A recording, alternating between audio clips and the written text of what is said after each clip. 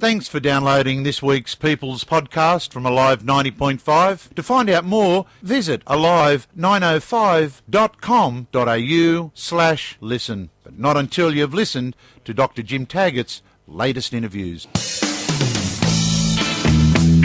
And now on Alive 90.5, People with Dr. Jim Taggart.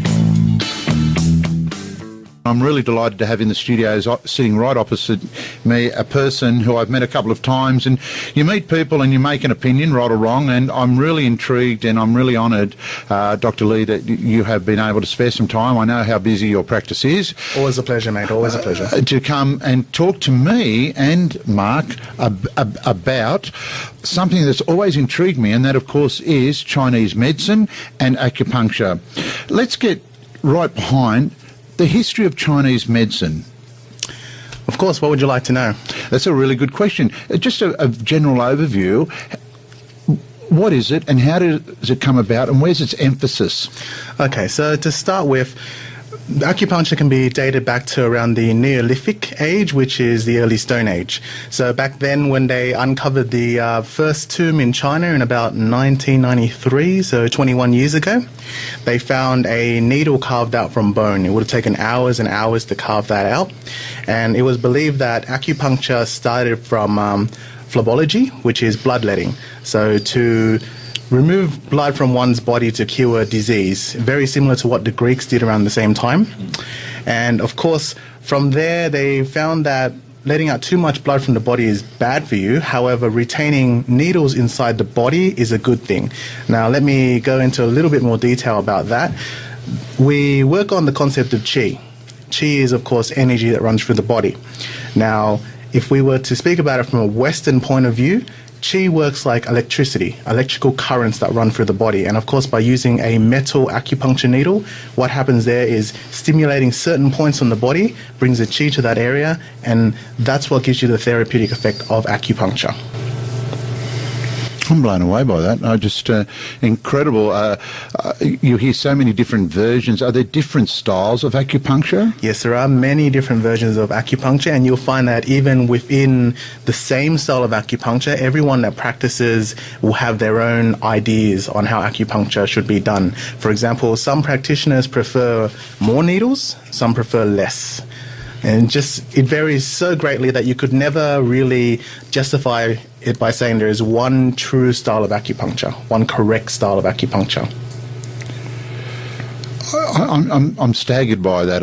It's an incredible overview of it is complex. That's really what you're saying. It is. And just to throw it out there, because a lot of people, unfortunately, do consider us to be a bit, for lack of a better term, voodoo-ish.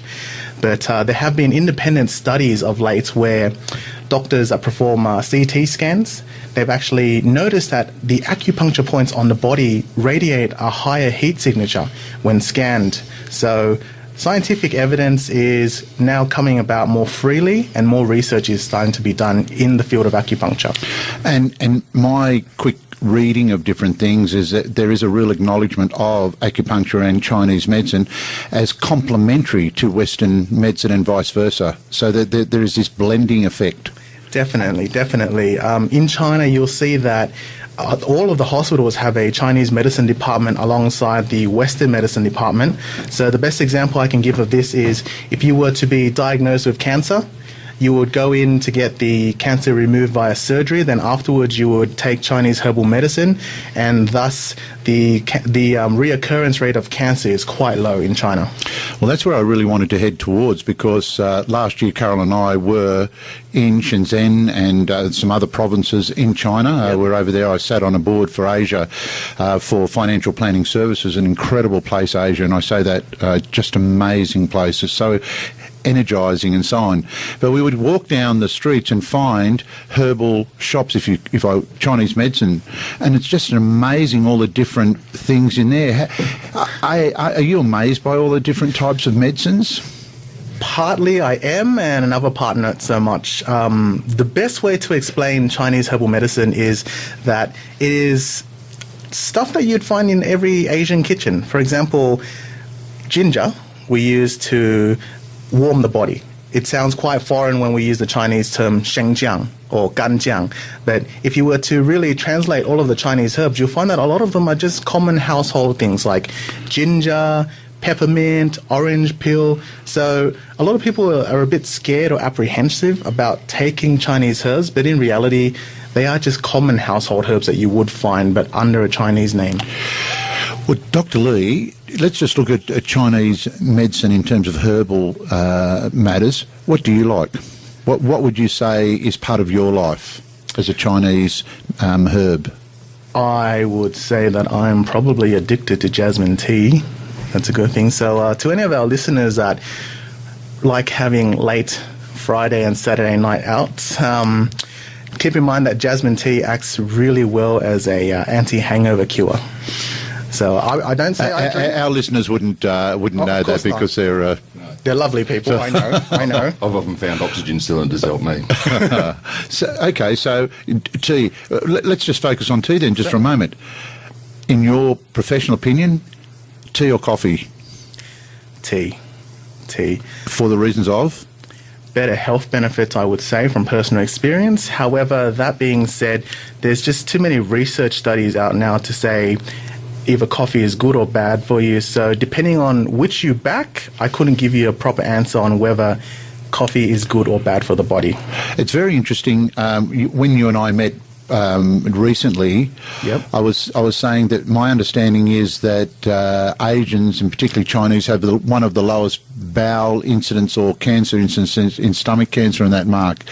And you immediately said, that's fairly right, but you said that Western influences is having a big impact on younger generations. So there's got to be something in diet. I'm just saying, as a non-practitioner, the significance of diet. And just as a segue to that, whenever we go and go overseas or have a breakfast of a morning, Asian culture will eat a lot of vegetables and soup type of arrangements. It's just very interesting where the English and Anglo-Saxons will eat very heavy food. It's very interesting. So I'll need to take my wheat bix, is what you're saying, if I go. You may actually be able to find wheat bix in the Chinese stores now. Yeah. I know I found Tim Tams over there. That's for sure. So jasmine tea through a Tim Tam straw, what do you reckon? You can try it first, Mark. Report back and I'll give it a go. And we're very fortunate to be speaking with Dr. Jimmy Lee. Doctor, what about vegetables? How significant are they? Because you hear people say, oh no, fruit, then you say vegetables. But from your experience? The only advice I could give to our listeners is eat what's in season. What I mean by what's in season is when you go down to your local supermarket to pick up vegetables, it's always the thing that's cheapest. It's not cheap because it's bad, it's cheap because it's in season. So number one, it's good for your wallet. Number two, it's good for your stomach, because what's in season is what the body can digest the easiest at this point in time. If you were to speak about examples, think about people that like eating watermelon in winter. Watermelon is a summer fruit. It's great for days like this, but if you were to consume watermelon in winter, you're going to end up with a really bad stomach ache. That's good advice in the sense of to understand that. So, eat those fruits and vegetables in season. And if something isn't in season, there's a reason why it's hung around for a while. Exactly. I'm going to ask you a fairly confronting question, because I think you alluded to it before in terms of some people view Chinese medicine or other types as, I won't say voodoo, but I did say that. I mean, in the sense of very different. Yes. You have to be very well qualified, don't you? I mean, like take your situation. That's right. We as acupuncturists and Chinese medicine practitioners have only been registered for the last 2 years in Australia as a whole. So in order to actually get registration, you have to actually do a 4-year degree. Now, these degrees come under many different names. I personally have a Bachelor of Applied Science in Traditional Chinese Medicine. You can also get a Bachelor of Health Science in Chinese Medicine, Bachelor of Acupuncture. But the main priority is it has to be a 4-year minimum course. And once you have actually finished that course, you have to go through the Australian Health Practitioner Regulation Agency. Now, this agency doesn't just look after acupuncturists, it looks after any medical practitioner. So if our listeners were to go onto the APRA site, you'd notice that your local GP, your chiropractor, physiotherapist, they would all be listed on that site. And the only thing I can't stress hard enough is if your practitioner is not on that site, there's a reason. So please be very careful and check before you go to get any more treatment from anyone. So you're saying that if people are feeling inclined to use Chinese medicine, in particular acupuncture, and wanted to find out a bit about you, they could do their homework and go to a government site and find out about you. That's correct. That's correct. That's comforting, Mark, you know, in the sense of compliance and so on, because there is a view, I'm not suggesting it's accurate, but, you know, Chinese medicine's different to, it's just our thinking about Western medicine and so on. So thanks for that. I think that's a very good takeout with regards to understanding. So they go to the APRA site. APHRA. Okay. Yep. We'll say that again so we get it right. It's AHPRA. Okay, that's again, that's very good. Let's have a look at some of... Sorry if I could just add there, it's not just for Chinese medicine, No. it's about all allied health. That's right. if you're And looking GPs as well. yes, exactly. So if you're looking for any sort of treatment and you're not quite sure about the practitioner, the APRA site's a very good thing to go and see. Yeah, and thank you for that, because that's very important, particularly from my point of view of professionalism and qualifications and so on. I think that's excellent. Many Australians, and I can just say my son and my grandfather and my father-in-law and others, the bad back. Oh, the bad back. The bread and butter of Chinese medicine. I actually have a story. Unfortunately, it's not about an Australian. I used to work internationally on a cruise ship doing acupuncture, and I treated this lovely old gentleman. He was about 82 years old. He had been walking with a cane for about 4 years now. Nothing he tried gave him relief, and after about 7 sessions with me, he managed to walk again, but he wanted to keep the cane around, saying that just in case he ran into someone he didn't like. Now, the thing that really hit me was after treating him, he said, "Jimmy, you're actually the first Oriental I've ever spoken to in my life." Now, this bloke was 82. Never spoken to an Asian person before. I was taken aback by that. I wasn't expecting it, but he was never exposed to Asian culture, but he had an open mind and he got something out of it. Can I ask you, if you're be so kind, Certainly. what did you do that was able to help this 82-year-old? Because I would imagine, Mark, you would have gone to a number of different people, chiropractors, physios. Since I was about 9. Yeah, but you would have gone to a whole range, and here we have someone going to an acupuncturist, a Chinese medicine doctor, and you're able to help him. What did you do you feel that was different? Well, Jim, to answer that question, I'd have to explain specifically how acupuncture would work. So there's 3 theories that come around mostly about acupuncture. The first is the human homunculus. So what that means is, in neuroscience, on the brain, every part of your body is mapped out. So if you were to meet someone that had lost a limb in an accident, they would say, "I can still feel that limb," what we call phantom limb pain. Mm-hmm. That shows... Can I just say, my mother lost a leg, and when she got out of anaesthetic, sorry, I'm familiar with that, and she tried to just hop straight out of bed. Exactly. So that just shows that all of the body parts are mapped out on the brain. So by putting an acupuncture needle into a certain area of the body, it registers on the brain. So that's the first way it works. The second way it works is, think back to when you were a kid and you fall off your bike. What's the first thing you do? You start rubbing the area because it hurts, correct? Mm-hmm. You're subconsciously rubbing the area, and what you're doing is bringing more blood and circulation there. And by bringing blood and circulation, you're basically easing the pain off. So acupuncture does exactly the same thing. It acts as a catalyst to bring more endorphins and blood to the area to relieve pain. Now, finally, the last theory of how acupuncture works is back to neuroscience. For those listeners that have a medical background and know a little bit about how the body works. And sorry, Doctor, that would be all of them, because we have a very, very, very intelligent audience. I've just got to tell you that. I don't doubt that. Yeah. Yeah. Yes, exactly. They listen to us. They're fantastic. Yes, for those that, well, all of us, would know about the lateral cortical spinal tract. So this is a neurological tract that runs up the side of the back and enters the brain. Now, this corresponds exactly to the acupuncture bladder channel. So by needling this channel, it's sending signals directly into the brain. So it links to the homunculus theory. Your area of love and expertise amongst Chinese medicine is infertility, and that must be such an emotional area. I can only think I've been very blessed with, we're having our 5th grandchild, and Congratulations. Yeah, thank you. And when I read your resume and felt, to give people hope, I mean, particularly that whole area around birth and children and so on, must be fantastic in its own right. But how come you got involved in that, and what can you do for people? I'd be really interested in that. Infertility on its own, if the woman is healthy, then I can help her her and her partner, of course. Always important to... I'm really glad you. Yes, always good to clarify that. I feel that's great. It does take I can help a healthy young couple fall pregnant naturally, but a lot of the time people come to Chinese medicine as a last resort after they've tried IVF for about 3 courses with no result. Now, IVF and acupuncture work quite well together, and it's actually scientifically proven through research that if you were to get acupuncture done during the IVF treatment, there's a 60% higher chance of falling pregnant.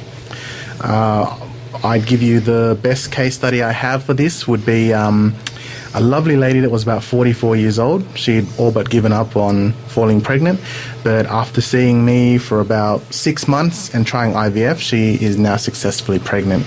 She should be giving birth in September. That's fantastic. That's a great story. It is. Finally, and I can't believe how quickly time gets away. I agree. Your fees, are they covered anywhere through the Medicare system? Can I ask that, just as a matter of interest? That is our next push. We are covered by private healthcare, not completely, but a little bit. But what we want as acupuncturists and Chinese healthcare practitioners in general is the government to give us Medicare.